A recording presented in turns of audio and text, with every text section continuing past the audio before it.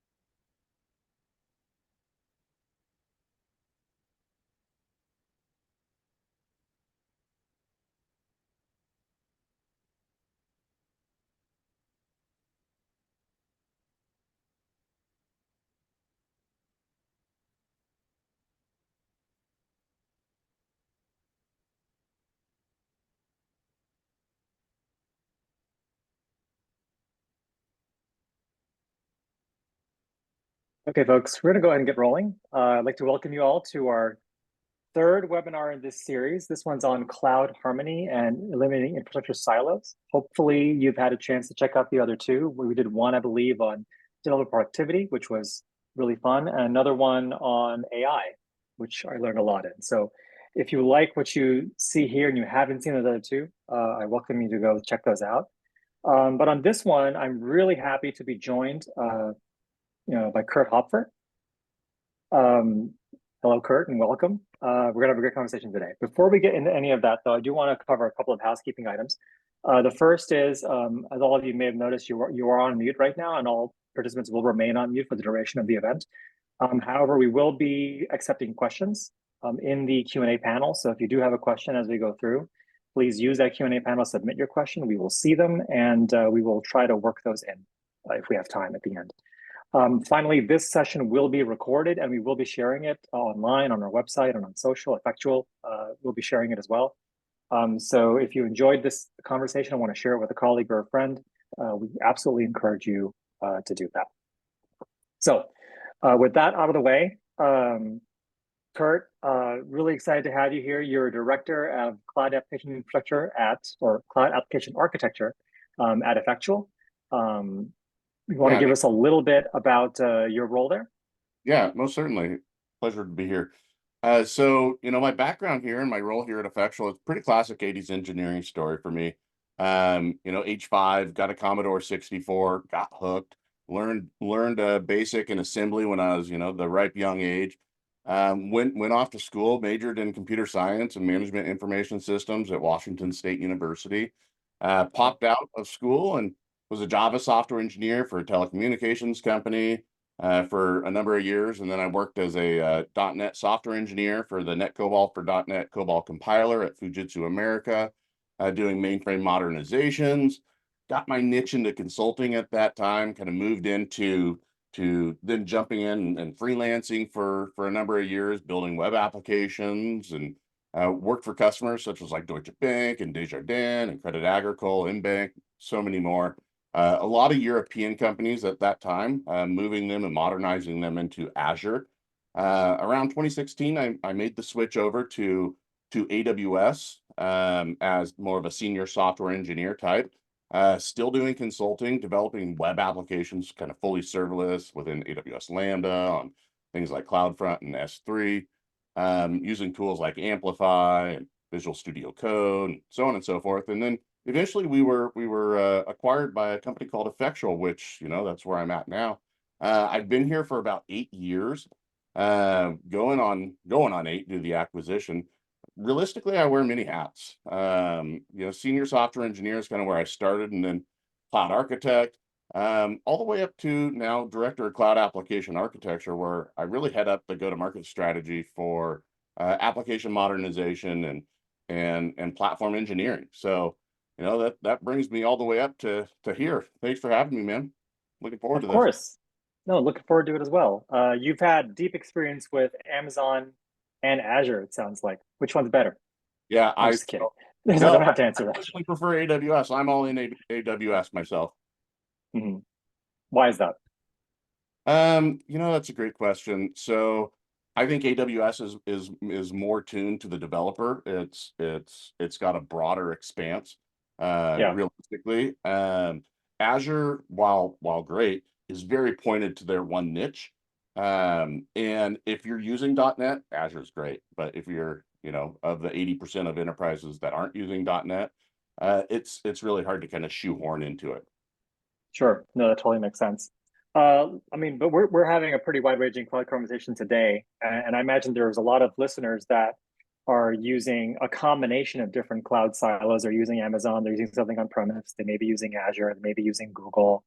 Um, Mhm. or they're maybe on a journey where they're trying to transition. You mentioned mainframe applications. There's a lot of applications that are like that are never going to move to the cloud. But there are a lot of others that can only live in the cloud or need to move to the cloud just to, for reasons that are very, very important to the business.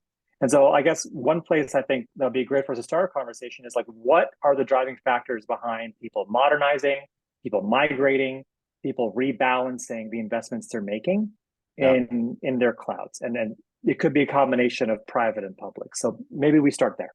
Yeah, so what I'm hearing there, like this question to me is really kind of broken into three parts. I heard you say, why are they migrating to the cloud? Why are they modernizing existing cloud? And why are they rebalancing cloud? So Yeah. we're going to break that down realistically, because there's different business needs for each one of them. And realistically, I always start at the why. The business need drives the why. Migration to the cloud, some of the different reasons that I've heard here are, I want to enable a real-time intraday trading, for example, in financial services. I want to move away from batch processing. I want to Mhm. move to +1 settlement processing. I want to get my money faster. In more brick and mortar stores, I want to expand my operations globally. In order to do that, I need to be able to meet, GDPR compliances, for example, out of Europe. And then, sometimes it becomes more basic than that. I want to sell more tires. I want to sell more donuts.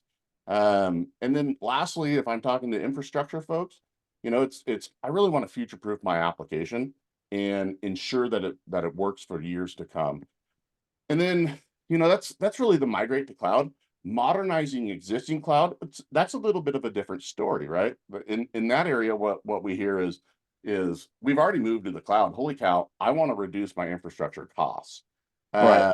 Uh, right now I'm hearing things, huge waves with Broadcom and AWS VMC. Those costs are going to go up considerably, right? You got to find that migrations or that modernization strategy. Next up is I want to reduce time to market with some of my ideas. Is it going to generate revenue? I need to fail fast. How do we do this? We do this with like CI/CD, for example. And then lastly, the other piece that I've seen is around security. I want to ensure that my security is always up to date. And this is realistically a key area that in this modernized existing cloud that I see Rafe come in and be a large contributor in that market. So Mhm. as a result of customers usually going to containers, but we'll get to that maybe a little bit later. Sure. And then lastly is that rebalancing the existing cloud. How do they diversify? How do they maintain portability across a multi-cloud type of a presence? And realistically, why are they doing that? They're making decisions that they want to reduce cloud vendor lock-in. Any kind of vendor lock-in is a risk. It's an inherent risk for any kind of an enterprise. They want to then allow for portability across the multi-cloud stance. This just drives, disaster recovery and business continuity. And again, this is another very key area where I see Rafe being just an absolute forefront of the marketplace. Yeah. So if I could just kind of try to digest what you've just said, I kind of heard three key themes as you spoke. Mhm. The first one that I heard was growth, either scaling up operations, expanding operations to new places, having a higher iteration rate of being able to roll things out or do things in the market. That was one, the first one that I heard. The second one I heard was reducing cost structure, which to me is an interesting one because oftentimes businesses will try to reduce their costs by insourcing. Mhm. But in this case, you almost mean the opposite of that, right? You want, okay, like, you know what, it's actually going to be less expensive for me to re-architect my cloud investment Yeah, versus trying to pull things out of the club and out of the cloud and back into my data center, right? And then the absolutely. third one that I heard was reducing risk for the business, and that risk was security risk. That risk was vendor lock-in risk. There's a number of different factors there. Is that what you were thinking as well when you came up with those three? Absolutely. Yeah, you're right on the mark there. Okay.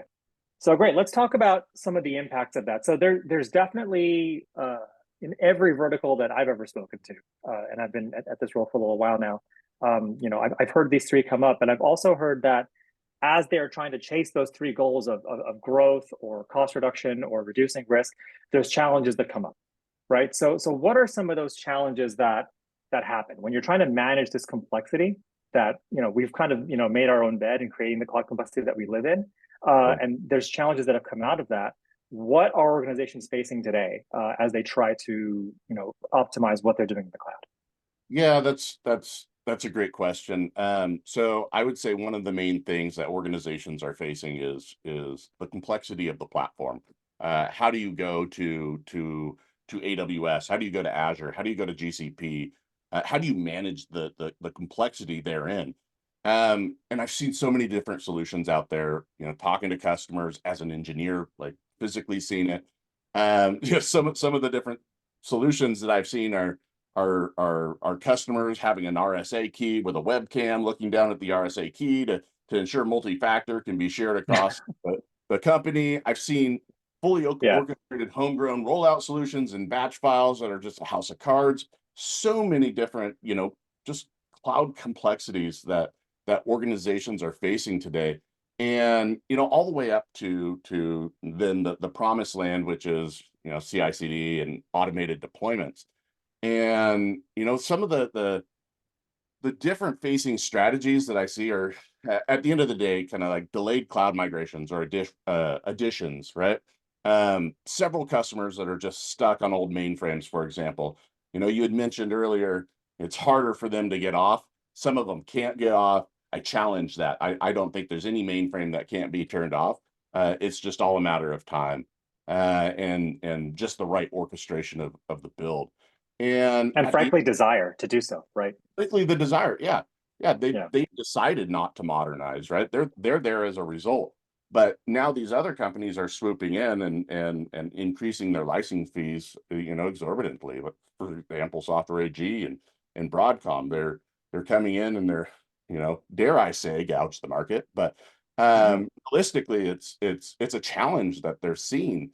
These delayed decisions then are leading to these higher licensing costs because you're locked in. The next step is really the silos between the different cloud stacks.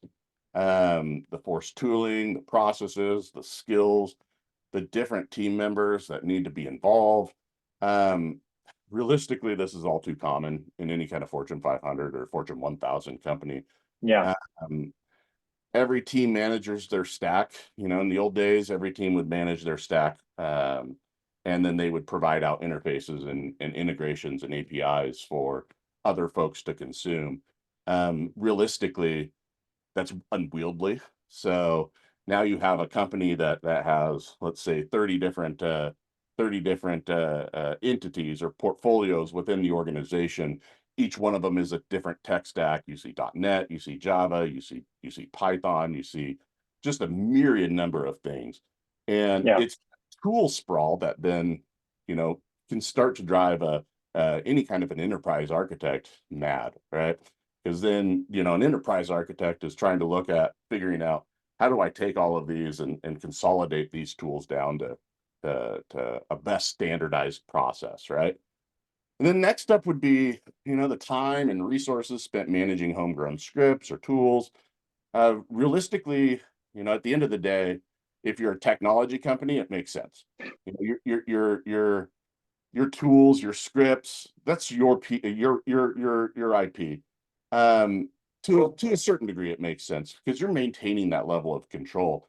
But if you're not a technology company and your goal is to instead make money based off of trades or to sell more tires or to sell more donuts, like realistically, why do you have this complexity? You're not a technology company.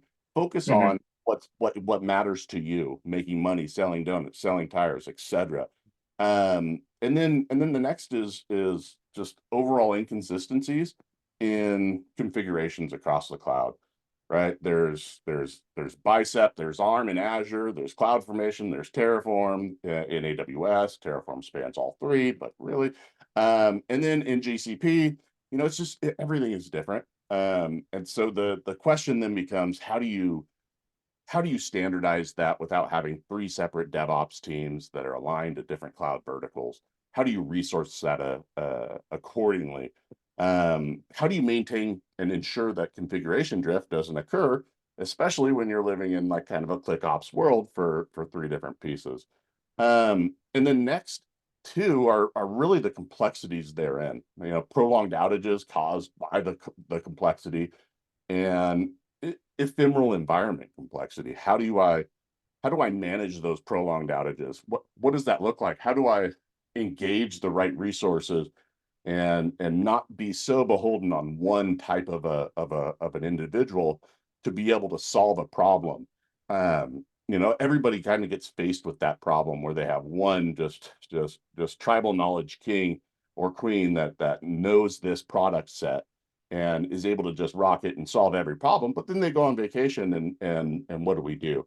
Yeah. Your outage time is doubled.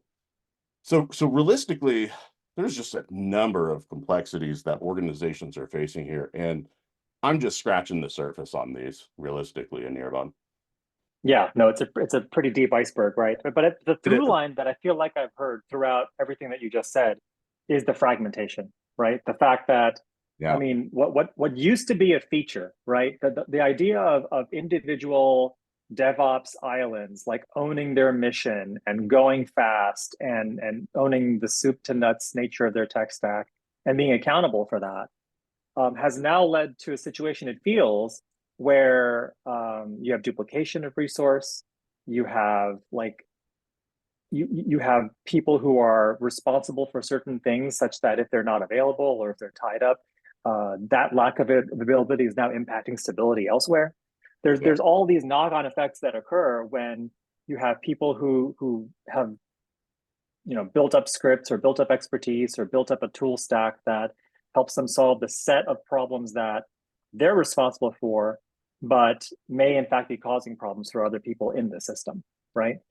Feels like Absolutely. that is one of the macro root causes here.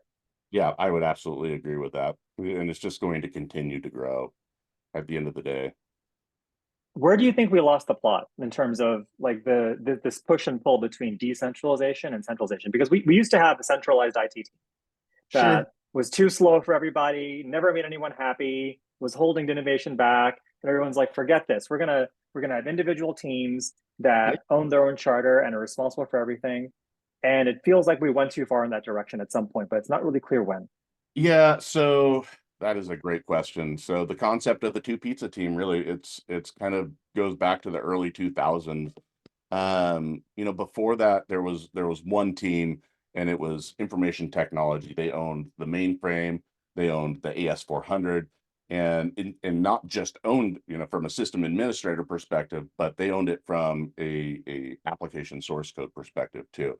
So Mhm. realistically it was the developers prior to the early 2000s that were really owning the full solution.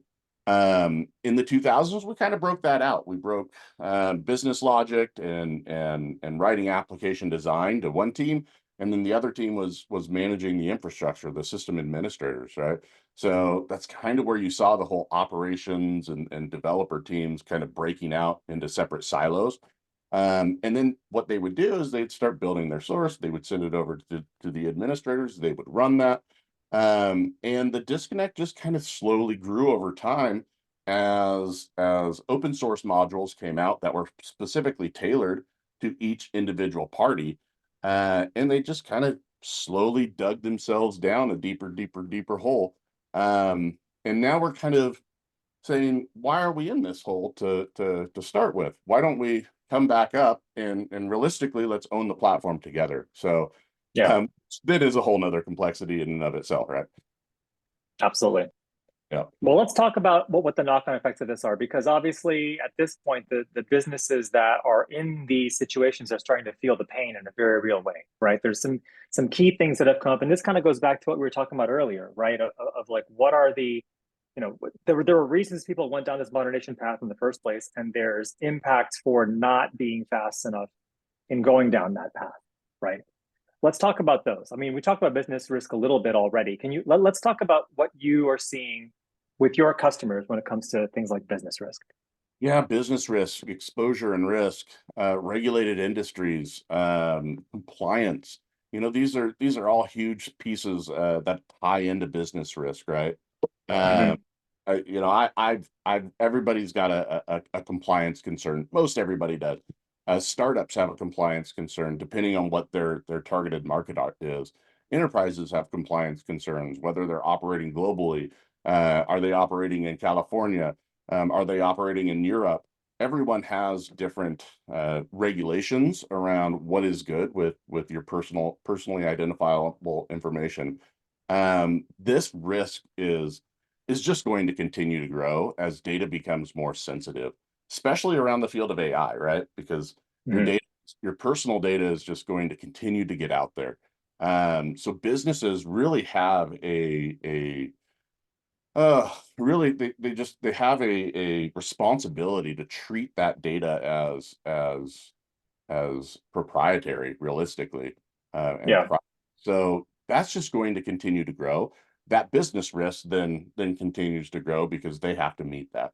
That next I'm one there, internally smiling at your mention of AI because we're yeah, speaking now a couple of days after Apple had their big announcements related to Apple Intelligence, which is their definition of AI. And they redefined private cloud. I don't know if you saw that. It's the private cloud compute, which is now their public cloud version of cloud, which is going to be I haven't uh, seen it yet. yeah, That's it's fun. It's fun. We're gonna have to reevaluate our vocabulary now, thanks to Apple. Anyway, right. let's talk about vendor lock-in and how that's impacting businesses, because we've touched on that a couple of times already. Did yeah. It feels like we're in a unique place right now with in particular with vendor lock-in, and you're seeing that in the inquiries you're getting on a weekly basis. It seems like, right?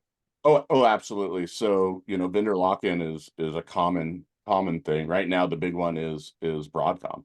If you have VMware and you're running VMware instances, you are locked in.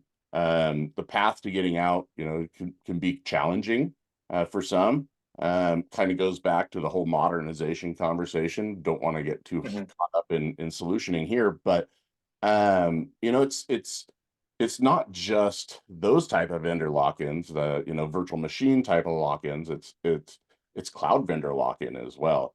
Your business, once you get up and running in any cloud system, that becomes a lifeblood of your business. And sometimes tides shift and things change.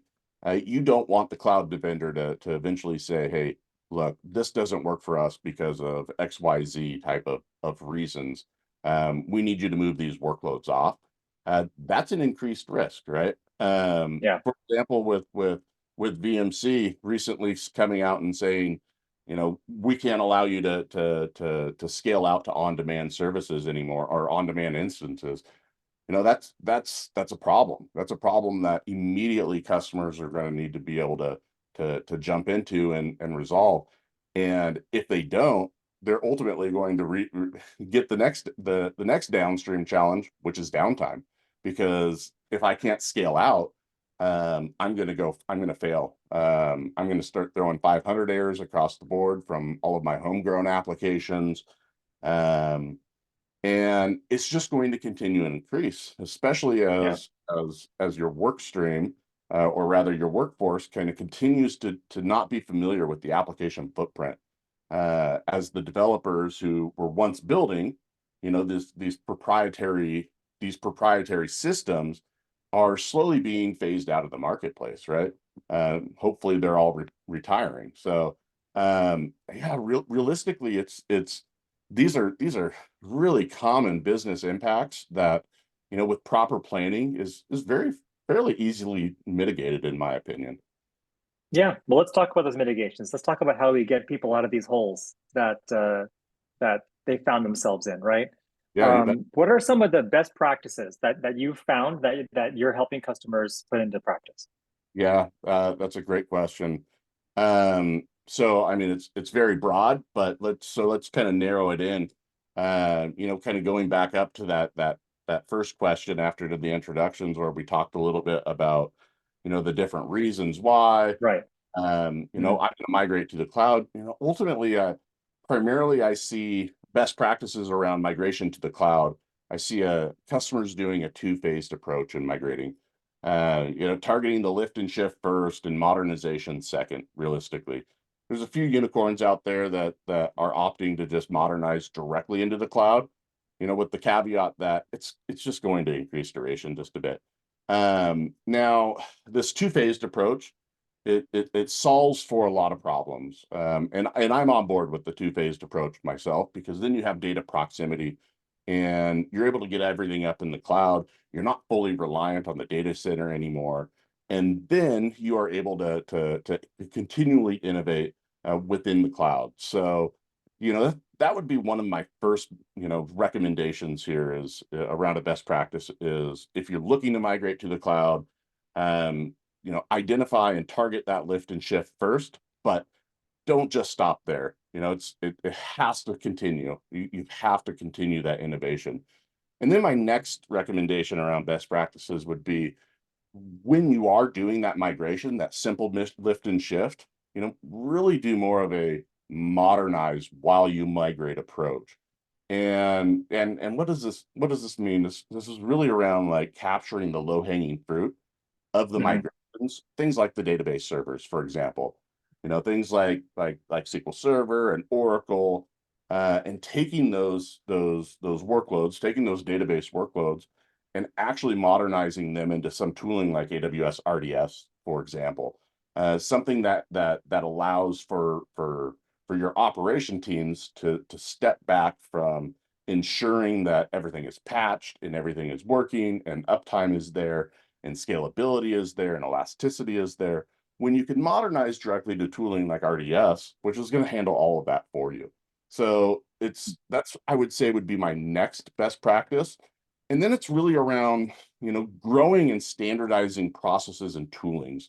So at the end of the day, you have to treat your platform as a product, right? That's absolutely key. You need to instill these ideas of platform engineering. You need to investigate into platform engineering.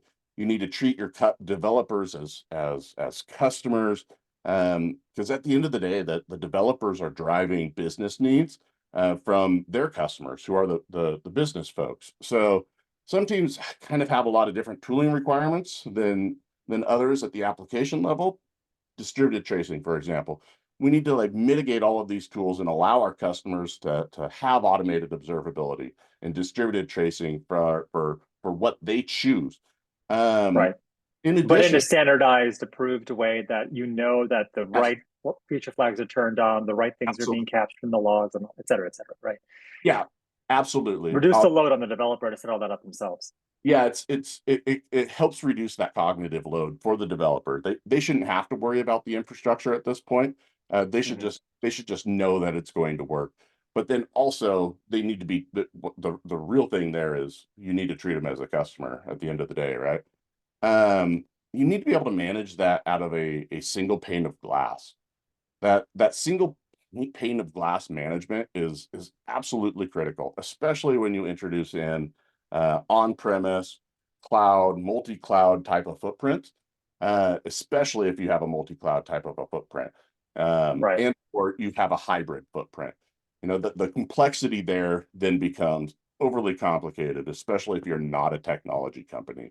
Um, This that's is a bit of a leading question, yeah, but go ahead. one of the reasons that people have tried to build like a private cloud for their company, or they've gone all in into AWS or something like that, is to try to get themselves to that single pane experience where like I don't have like multiple clouds, I don't have multiple experiences that my teams have to manage. I have one place that everybody goes for everything.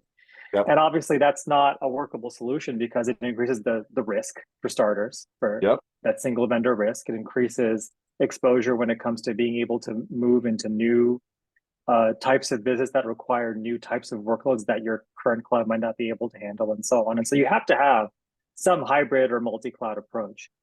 How Absolutely. feasible is it to still be able to attain a single pane of glass when you have when you have to support a multi-cloud strategy? Yeah, that's always a challenge. So with technical teams, they try to manage that through homegrown solutions. Mm-hmm. Um, that's so unwieldy in my opinion, because then you have really a product team managing a single pane of glass product that's fully tailored to your system. Um, Realistically, it's a tooling like Rafe at the end of the day, that is actually focused on managing and building a single pane of glass type of a work stream for customers to be able to consume. That's where we see Rafe come into the game. We're at Effectual, we're primarily all AWS, but we do help out with some hybrid type of deployments, right? So when we're leveraging hybrid deployments, that's when that single pane of glass comes in extremely useful. So Didn't then, plan that at all, but obviously it worked out. Thank you. yeah, no, no, A no, absolutely. It was kind of a leading question, but little bit. I you told you know, as much. yeah, lifecycle management automation. That's actually a great one to call out here. So lifecycle management automation, realistically, it's around your OCI strategy. How are you moving images throughout your environments? How do you ensure that you're executing images in a multi-cloud or hybrid way, Yeah. that are throughout, right? So this is absolutely critical to be able to have automation around. If you don't have automation around this, there's 0% chances that you're able to solve for the greater multi-cloud solution. The So I next, imagine most relatively mature cloud teams have already got some kind of a solution in place for at least some level of automation. It's not a new concept, right?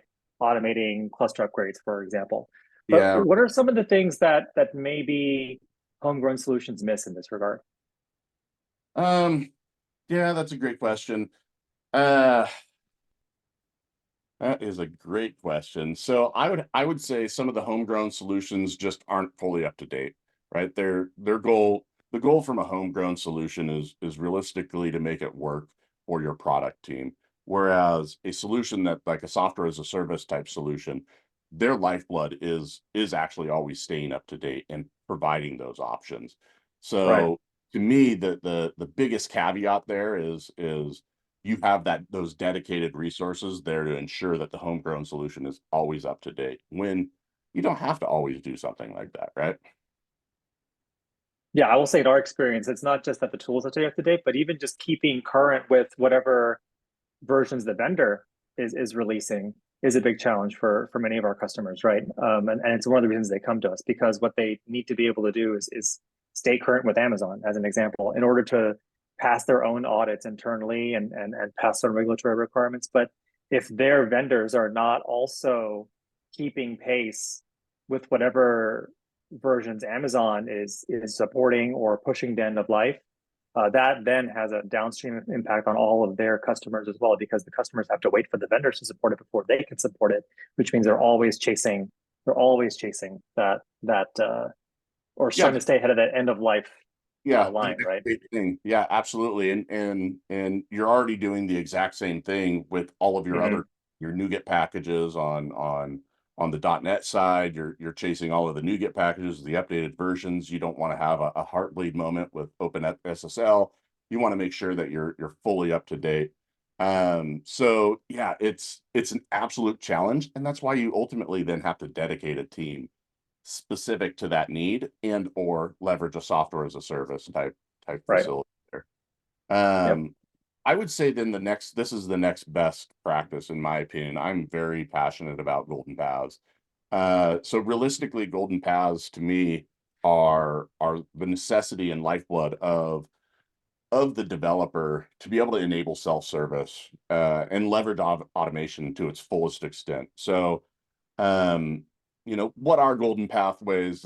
At the end of the day, it's every tech stack is unique. Every tech stack you could have .NET and SQL Server and or Oracle.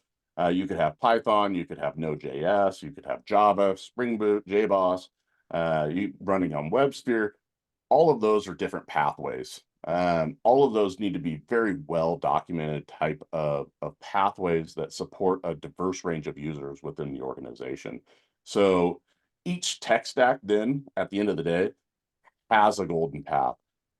However, a lot of those kind of cross along the way. If you have Oracle in two different places, sometimes those golden paths, converge. For example, if you're running Oracle and you need to pull off business logic out of a stored procedure, pull it back into the compute, those processes are very similar.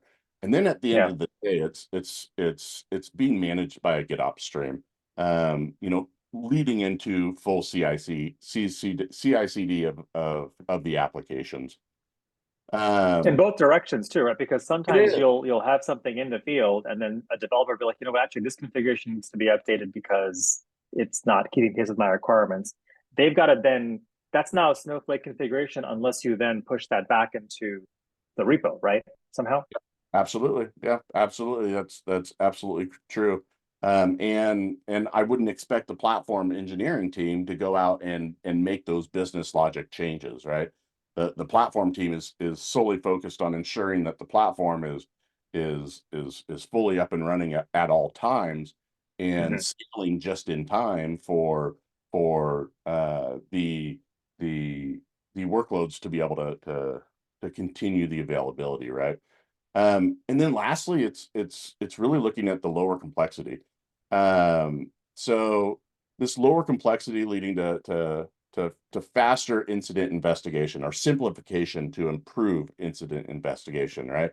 It's it's sitting down, it's listening to and solving for the common problems um, around the different tech stacks, right? If you have tooling around distributed tracing, you have tooling around ephemeral environments.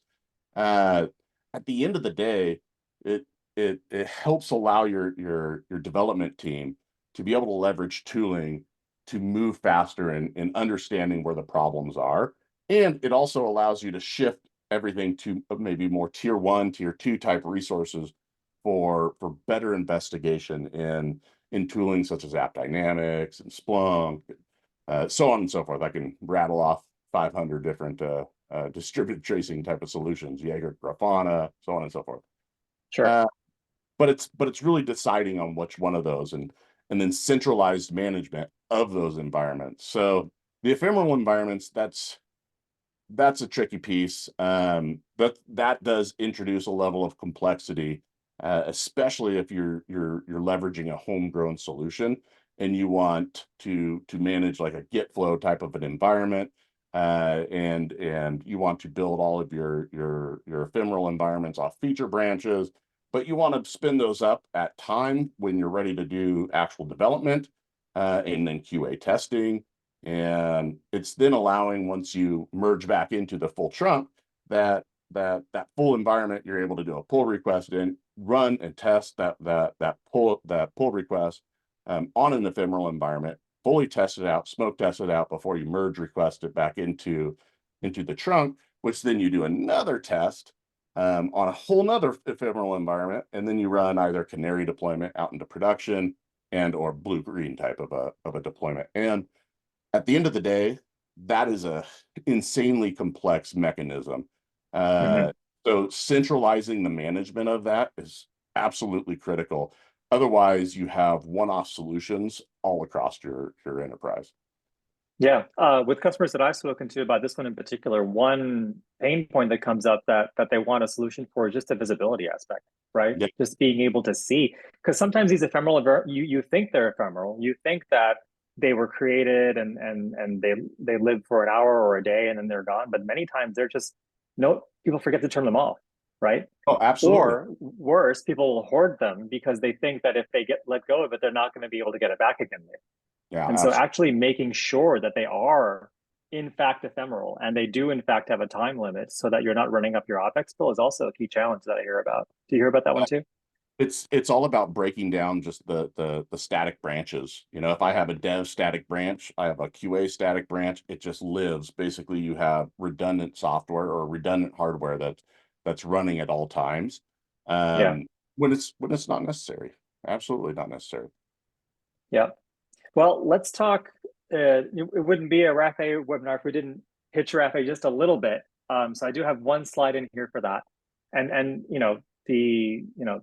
all of the things that we've talked about for the past 20 30 minutes, actually almost 40 minutes now, are things that we're effectual and rapid work together on, and which our platform actually supports natively.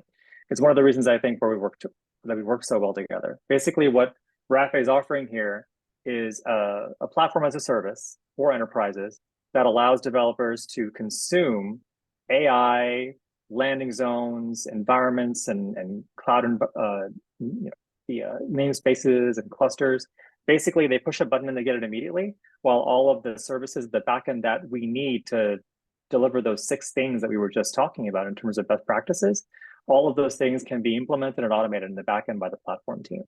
And this is something, Kurt, that I know that there's already some customers we're looking at talking to together about implementing some of these features. And I imagine there's some that are already making an impact with customers, right? Yeah, absolutely. So, you know, we have a few common customers where we work together on. And basically every one of these pieces that we're looking at is in leverage there. Aside from the AI ML pieces, you know, Mm-hmm. we're leveraging it heavily for Kubernetes namespaces and clusters. And at the end of the day, the IAM roles, OCI strategy, role-based access control, so on and so forth. So yeah, we find Rafa as being absolutely critical in those customers. Yeah, and one of the reasons that we feel like this resonates with people is that there's a lot of things that appear on the right-hand side of the slide that are undifferentiated for a customer to do, right? Because pretty much anybody who is building a modern cloud or modernizing their clouds, we've been talking about for the last 40 minutes, they need to build solutions for all of this or find some way to solve for all of these problems. And so one of the values that we found with this is that they don't need to build it all themselves. They don't need to build the same solution that 10 other companies are building. They can just deploy this and then build on top of it. Is that one of the reasons that, um, you know, I would imagine there's a few things that are on the right-hand side that jump out at you as particularly uh, surprising. I know customers often jump into solving one of these problems, find out how difficult it is, and then are thankful to find the solution. Are there any particular jump out at you? Yeah, I would say the one that jumps out to me is under efficiency, the backup and restore. Mm-hmm. Realistically, where I'm at is it's more of an active type of an environment for me for you know any of the enterprises that I'm working with. You know, minus the backup and restore. Realistically, it's how do I run in an active type of an environment or a pilot light type of an environment with edge processing to allow you to Yeah, be close to the pieces as possible. In that active environment, you know, as we're running it through Rafe, that I see that as way more of a benefit than I do backup and restore realistically. Backup and restore is there, it's useful, not as useful as the active in my opinion, but right. still it's great working there. Oh, great. Thank you for that. Well, we're just about out of time. So I'm going to go ahead and put up this slide, which has some of the next steps that people can take if they want to experiment with this more or learn more. We actually have a free demo available on our website for the RAFA platform. You can go to this URL here to request access to that demo if you choose. Or if you'd like to just open up a conversation with us and with Effectual, you can go to this start page that we have set up for you and let us know that you attend this webinar and you want to learn more about what we talked about. And we'd be happy to get connected with you to have that discussion. Yeah, In the meantime, Sorry, Kurt, you were saying. I was just, yep, absolutely agreed. Perfect. Well, with that, I'm going to go ahead and close this out. Kurt, pleasure as always to speak with you. I'm glad we got a chance to do this live in front of an audience. Hopefully we get to do it again in the future. Yeah, it's always great talking with you, Nirban. All right. Thank you, everybody. Have a good afternoon. Take care, all.